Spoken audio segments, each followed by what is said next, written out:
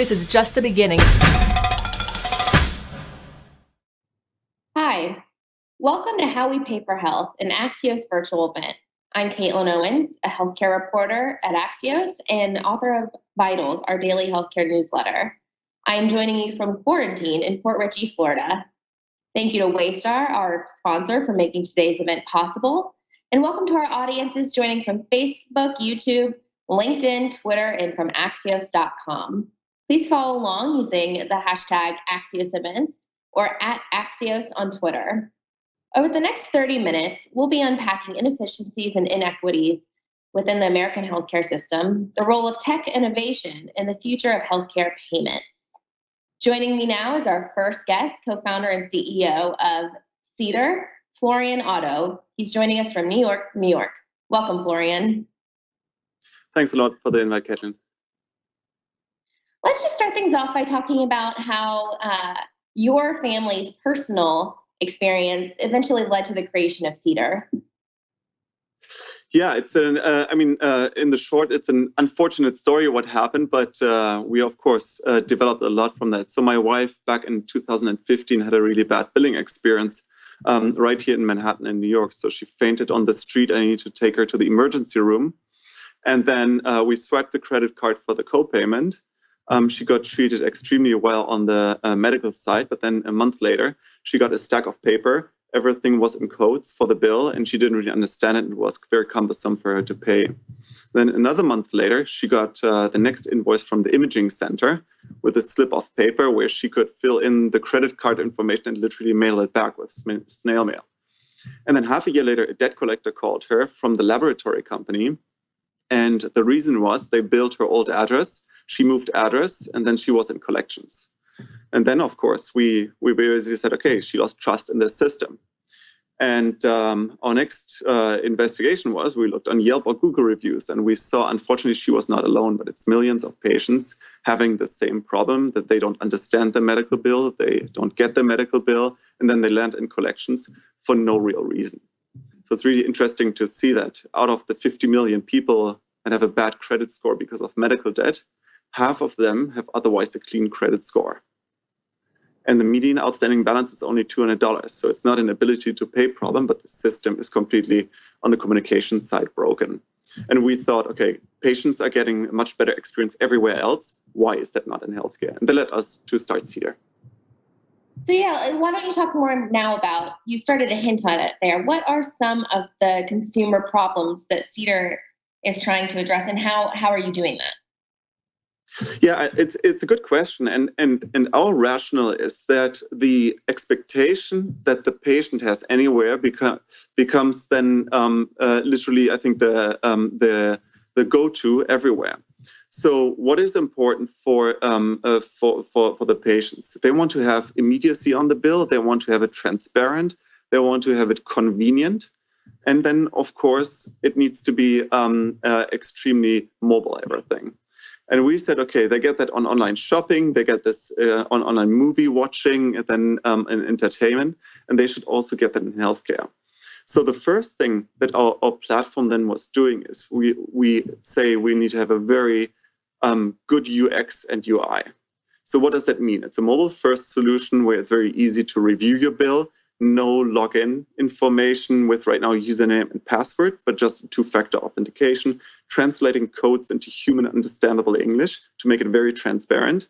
We give you something like FedEx track your package so that you don't lose the control of the bill.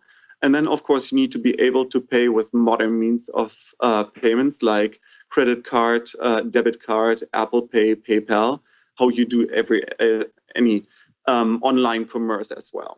And then the second big piece on what changed Cedar was we personalized the billing experience. And analogous to, you probably are aware of personalized medicine, we literally personalized this billing experience. So what does that mean? That means every patient gets a different communication through a different channel at a different time. And then based on how they interact with the bill, that triggers different outreach.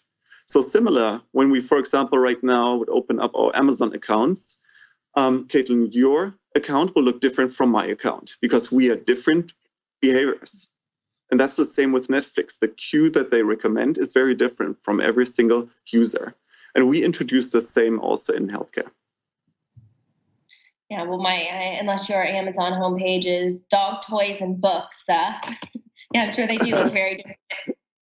So let's zoom out a little bit here. And given your experience with the healthcare system, what are some of the systemic problems with the American healthcare system that make it so unfriendly to patients?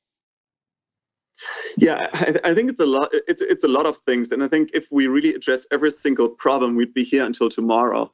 But let's just talk about a few things and literally concentrate only on the patient financial experience. I think the first big problem is that patients don't really know what they are owed before the visit, and we all understand that if you make a purchase decision, and in the end, a healthcare decision is also a purchase decision, you want to know before how much it was. So we did a consumer survey, and we actually found out that a quarter of the patients, so 25% of the respondents, said the worst part of the entire healthcare experience is the pre-visit. So that's a big problem, right? And it makes total sense. You don't shop on Amazon and you get the delivery and then they tell you how much it cost. Doesn't make much sense. So that's the very first thing. The second is just on the tools and systems that these healthcare systems use. It doesn't make much sense to get billed in a description that nobody really understands. We believe that you need to understand what you pay for. So for example, as easy as a code for venipuncture, nobody understands really venipuncture. That is a blood draw. But the codes are written in a language that humans don't understand. So they are made for insurance billing, but not for consumer billing. I think that's the second big problem. Then the third is, of course, all this insurance eligibility, determining the co-payment, the co-insurance, and the deductible is a big problem. So that is one thing where we strongly believe giving the patients before the visit a price estimate, or even better, a price guarantee, will be fundamental. And then besides all of that, of course, there's the medical piece as well. We don't want to touch too much on that right now. Right. And so when we're talking about systemic problems often require policy changes. What are some of the policy changes that would be most impactful in terms of making the healthcare system easier financially for consumers? Yeah, and I think the interesting piece is on what is a policy change and what is the implementation of that. So probably a lot of people are aware right now on the change that will come from January 1st, where CMS put out an order that every single health system needs to display this shoppable experience and the price transparency. I strongly believe the intention is very good. That's the reason why also it got bipartisan support and everybody is in favor of it. The question is right now, what do the health systems do with it? Right now, that it looks that a lot of health systems just literally display all these procedures that are not very digestible for the patients. It's the same, for example, with the quality of care. Somehow information exists, but it's not very digestible to the consumer to drive the decision. So I strongly believe it is going in the right direction to have this transparency piece, no question at all. A second piece that is important is the surprise billing. I think nobody really wants to have the surprise billing, neither the consumer, nor the payer, and nor the provider, because it causes frustration everywhere. And coming up with a solution there, I think, is very, very, very important. And having, for example, general guidelines to say, okay, if something is right now out of network, to somehow cap these fees, that makes total sense. Because I think it somehow protects the consumer of doing it, or at least letting the consumer know this will be out of network, you will get a different bill, we cannot tell you how much that is. At least that would alert the consumer that there might come a different charge and they don't know what it is. So surprise billing was actually the perfect segue into my next question, because it's just the perfect example of how industry interest and political gridlock together combined to prohibit any kind of meaningful solution, as was the case over the past year as Congress tried to fix surprise billing. Given the state of that political gridlock and industry interest, what do you foresee being the future of change? Do you see any kind of systemic change happening anytime soon? Yeah, it's a good question, and I would love to be a bit more optimistic on the policy change. I think the really big driver for change will be the consumer. If consumers at some point literally say, okay, we are not doing this anymore, and we want a change, then at some point policy will change. There's no question on that. And that was, for example, with this surprise.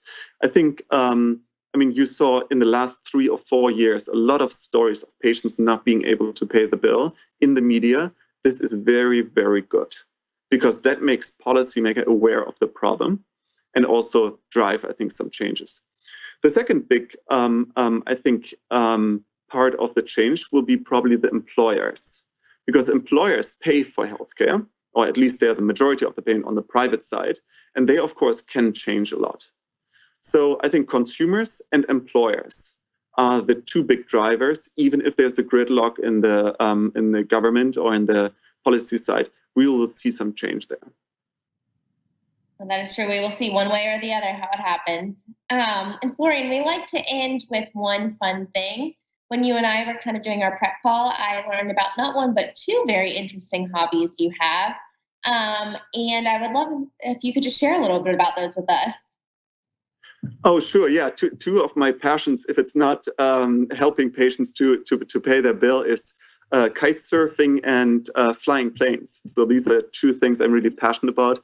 And I think together they really are good. They're a good combination of doing something adventurous where you really don't know the outcome, which is maybe more the kite surfing, and something that is extremely plannable, literally by checklist. You don't have much creativity, because creativity causes a problem on the airplane flying. So even though you're super concentrated on the airplane, it's actually relaxing for me because I forget everything else besides flying the airplane. Well, that sounds amazing just about now. Florian, thank you so much for joining us to talk about the serious side of things and then give us some ideas about how to entertain ourselves these days. Thanks a lot, Caitlin. Appreciate the opportunity. Next, we have a view from the top segment with Axios CEO and co-founder Jim Vandehei. Thank you very much, Caitlin. It's now my pleasure to bring you a conversation with Matt Hawkins, who's the CEO of Waystar. Matt, thank you for joining us. Can you explain to the audience, what does Waystar do? Thanks, Jim. It's great to be with you. Waystar is a software company focused on simplifying healthcare payments at a time when healthcare needs it the most. And so we're thrilled to work with more than 450,000 providers around the United States, serving millions of patients and helping to help providers get reimbursed from insurance companies for the health services that they offer. And also we help patients bring clarity to their financial responsibility and make payments associated with their health care. Anyone who's ever been to a hospital, been to the doctor, dealt with healthcare understands that every part of it is complex. The payment portion of it is complex, sometimes for me, the individual, often for people involved. What is the state, just like the current floor of how does that work? Like, what are the complexities of the payment ecosystem now? And what will some version of Nirvana look like when we make it easier on everyone? Well, that's the question of the day. So as we all have experienced healthcare for the last several decades, the reimbursement process, once care is delivered, is complex. It starts with a patient going to see a provider. Oftentimes that patient shows up at the provider not knowing full well what an insurance coverage might reimburse for the health services that they're about to receive. The patient tends to wait at least 30 days to find out what insurance will cover. And then they're stuck basically with this remaining balance that they're responsible to pay. That can be really unnerving and unraveling. And so in today's environment where more financial responsibility is being put on the patient, it's estimated that patients will ultimately be responsible for 25 to 30% of their overall healthcare bill. And that's really largely due because of the rise of high deductible health plans. Patients want to know more. And so part of what a future state would look like would be using technology to help create a scenario where the patient can know what their financial responsibility is before they ever schedule an appointment or before they ever go to visit a doctor, so to speak, whether that doctor's in a primary care setting or a physical therapy setting or even a hospital. And so nirvana will be to present the patient with a payment estimate so that they know what they're obligated to pay. That will bring a lot of clarity and integrity to the process, and providers will therefore also know what what they will be able to receive for the health service that they provide. That sounds like a wonderful reality. Like, how far away are we from that reality in terms of years? And then, like, where do you at Waystar feel like you're making progress? And what is like the most frustrating obstacle that people are going to have to leap over before we get to a much saner, easier payment reality? Yeah, there's a lot of smart people focused on improving the way healthcare is administered in the United States. And as we all have seen, there's a lot of private equity and venture capital investments being made in transforming healthcare as it exists today. So I'm confident that we're going to make tremendous progress, more than we've ever made, in the next 3 to 5 years. And there are a number of initiatives right now that are showing signs of real progress, where progressive providers, progressive vendors are leveraging technology to accomplish things that we've never been able to accomplish in bringing clarity and transparency into the healthcare administrative process. The next 3 to 5 years are going to be really exciting.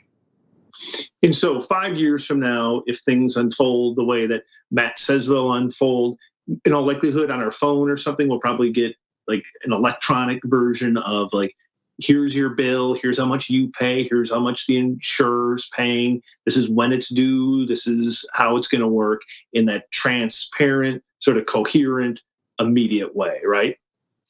That's right. And so what we've come to expect as consumers in certainly other industries, whether it's retail or air travel or even buying homes or cars, we expect access to a lot of information by a mobile device, a smartphone, or by the internet. And we've come as consumers to expect that we can get access to information and plan for how we spend money accordingly. In healthcare, we're not there yet, although we're making tremendous progress. It's important for consumers as patients to be able to have access to what their responsibility will be, and to be able to not just price shop, but quality shop. You can't shop for quality unless you understand what price is. And so one great thing that is going on in the United States is that effective January 1st of 2021, CMS has mandated that hospitals begin to publish their prices. That is good for us as patients and as consumers of health services, because as we know what our prices are for the health services that we need to receive or that we're about to receive, we can plan accordingly. And the great news also is that tech vendors like Waystar can provide tremendous insight into the variables that influence how price is determined in healthcare, to create a far more consumer-like experience and help healthcare catch up to some of the other industries that have made real progress in the last decade or two. I'm curious, as we wrap up, has the coronavirus, how's it affected like your company specifically and sort of your ability to try to help solve this problem? Has it sped it up? Has it made it more complicated? Curious. It's really sped it up in a number of ways for us. We take the accountability and responsibility to work with as 450,000 or more providers.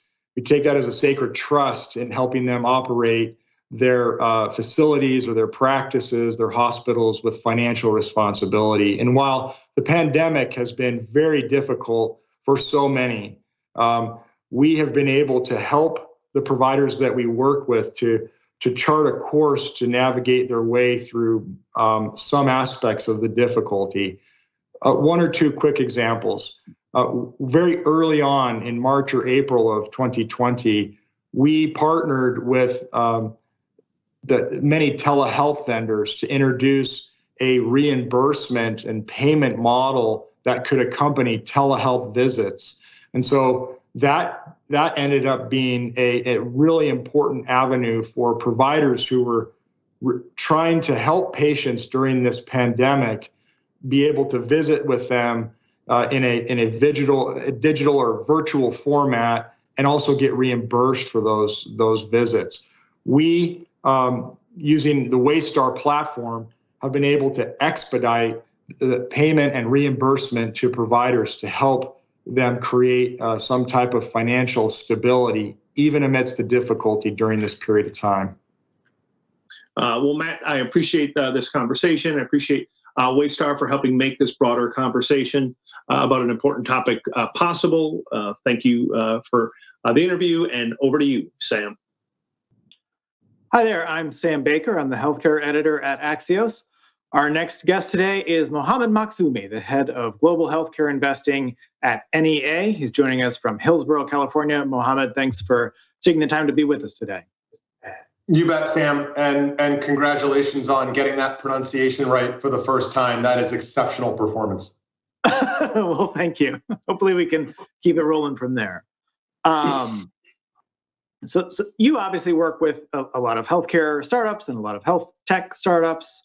I, as a reporter covering this industry, get a lot of press releases or hear buzz about these companies, and then take a closer look and sort of realize, like, oh no, you're up against some enormous, huge regulatory burden, or business incentive that is dug in all these crazy ways that sort of surround that regulatory space. It is a notoriously difficult area to disrupt. Healthcare is, and so just to sort of start off, big picture here, I wonder if you can walk us through some areas where you feel like healthcare and health tech really do have sort of a near-term or maybe medium-term ability to really make a difference, and what you see sort of out there in the world that gives you that confidence. Yeah, no, it's a great question, Sam. And I think confidence and healthcare investing rarely go together. And I say that for a lot of the reasons that you highlighted. I mean, you're talking about an industry with unbelievably entrenched incumbents that control massive amounts of market share, massive amounts of spend, with high regulatory hurdles in a category of the economy that changes from a policy and political perspective every 2 to 4 years, with pretty dramatic swings, as Sam, you've written about extensively, from administration to administration and midterm to full election cycle. So when you're talking about what NEA does, which is early stage investing, trying to find and advance and support the next stage of diverse and disruptive companies, and you've got a 8 to 12 year time horizon, it's really hard to look forward and predict what the landscape's going to be in 8 to 12 weeks, let alone 8 to 12 years. I think what makes now different than prior cycles, really a handful of key factors. Number one, I think that the current global pandemic has really accelerated a lot of the tailwinds that Sam, you and Caitlin and a lot of your colleagues at Axios have been writing about and that we've been investing behind. I mean, just as, if you want to make a comparison, just as the global financial crisis in 2008 was a crisis of the financial industry that made banking even larger and more essential, the current pandemic is obviously a crisis of the healthcare industry that we believe is going to make healthcare larger and more essential. At the same time, it's advancing a lot of the trends that have been growing but not penetrating healthcare to a large extent. You think about virtual care, you think about virtual pharmacy, you think about tech disintermediation inside of healthcare, you think about consumer choice and advocacy. A lot of the things that had been, kind of growing slowly around the edges have now been accelerated. And so you take that, the after effects of the pandemic, which I think we're going to be living for years in healthcare, and you combine it with a lot of these trends, particularly around vertical software, data analytics, enterprise, along with consumer choice. you put it all together, and I think that's the moment we're living in now. And it's candidly one of the reasons that, I've been doing this for 20 years. NEA's been investing in healthcare for 43 years. We can't recall a more exciting time to be at the forefront of innovation investing in healthcare. So you've seen a lot of this just sort of out there in the world, focused on primary care. Companies like One Medical seem to have, achieved some real penetration to some extent on the insurance front. I'm wondering what, within the industry, do you feel like there's a lot of room here to sort of get after some of the big cost centers? Are we sort of working more at the outside, from the outside in, just in terms of where you see sort of the most immediate impact? No, it's a great question, Sam. And you know this better than anyone. Healthcare is really 50 industries all rolled into one. When you're talking about a $3.6 trillion segment of the economy that's only growing, you really have to break it down into small parcels. And each of those small parcels on its own can be larger than many other independent verticals of our economy. So you touched on one, primary care. It's the front door for healthcare. It's how most of us as Americans access downstream healthcare. It's how we get to specialists. It's how we gauge our health and what needs to happen.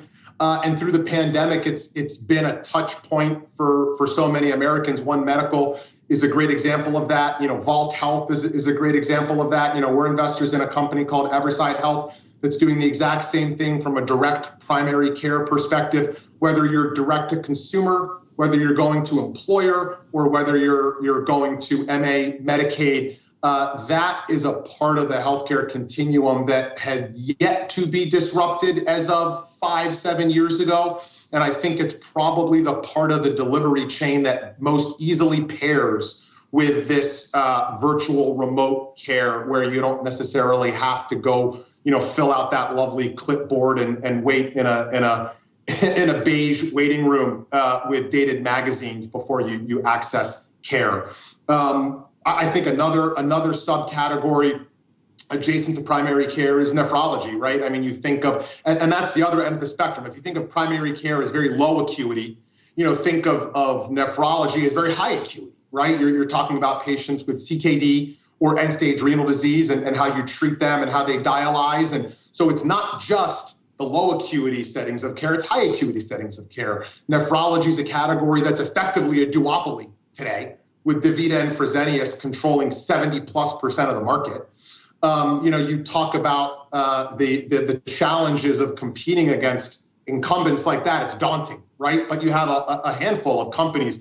We're investors in a company called Strive, but you have others that are looking to bring, technology fueled value-based care to nephrology in a way that helps patients, that helps payers and reduces cost, and ultimately helps the providers, the nephrologists who are delivering that care. And so, I'd say from low acuity to high acuity on the care delivery side, there is a tremendous amount of opportunity. I think the other thing that you touched on, Sam, is managed care.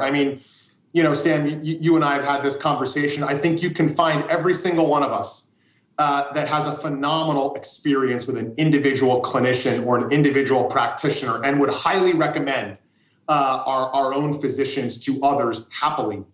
It's a lot harder to find individual Americans that would happily recommend their insurance company as, I've had the most amazing experience, Sam, with my insurer. You absolutely have to sign up during open enrollment. So I think that is an undercompeted part of the healthcare market, and it's undercompeted because, again, back to regulatory, just how daunting it is to start a health plan from a risk-based capital perspective and from a Department of Insurance perspective. But there are finally, I think for Americans, it's good news, a whole host of competitive insurance plans that are promising and oftentimes delivering better care, better member experience, tracking something called Net Promoter Score. Oh my gosh, it's only taken 50 years for healthcare to care about NPS. And, we're investors in one of them in Bright Health, which is doing some pretty amazing things.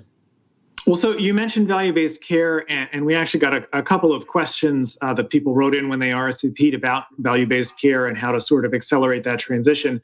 But, whether it's value-based care or something else, a lot of the changes that a lot of the innovation in healthcare is sort of policy innovation and programmatic innovation at the same time.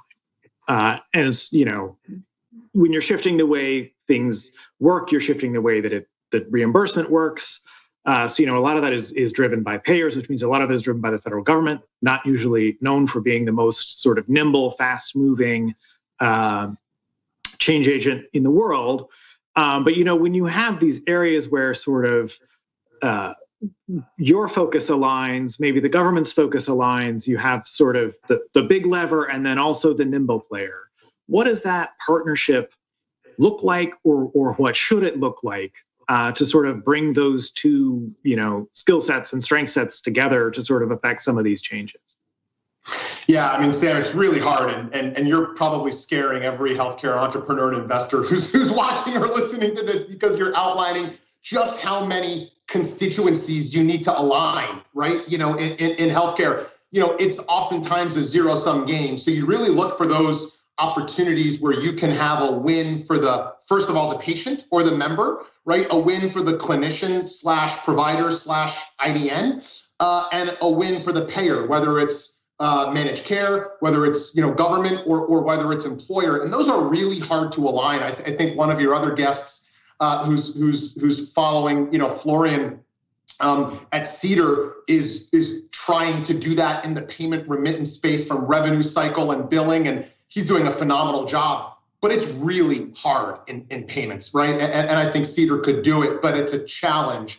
I think the best thing about value-based care is that you have providers aligning themselves with the clinical outcome, with the cost outcome, and so it makes that alignment between stakeholders a little easier as you go from fee for service to fee for value. And I think you're finding scenarios, whether it's an Oak Street, or a Bright or whatever it might be, where you can have a win for the payer, a win for the clinician, and a win for the patient in a scenario where that used to be impossible. Fair enough. Well, I think you and I could probably keep going all day, but we are out of time here. So I think that is probably a good place to leave it. But thank you again, Mohamad, for taking the time and being with us today. Anytime, Sam. Thank you. And thank all of you for joining us this afternoon for another virtual conversation that has made everyone smarter, faster. And of course, thanks to our sponsor, Waystar, for making this event possible. For all the latest news, follow along at Axios.com or download the Axios app. You can sign up for all of our newsletters, including our daily healthcare newsletter, Axios Vitals, at signup.axios.com. And before you go, I do want to share one exciting piece of information about what's next for Axios. In the coming months, we will be expanding into local markets to get you smarter, faster about where you live. For more information on our local news endeavor, check out axios.com/local. Thank you all for joining us, and we will see you at axios.com.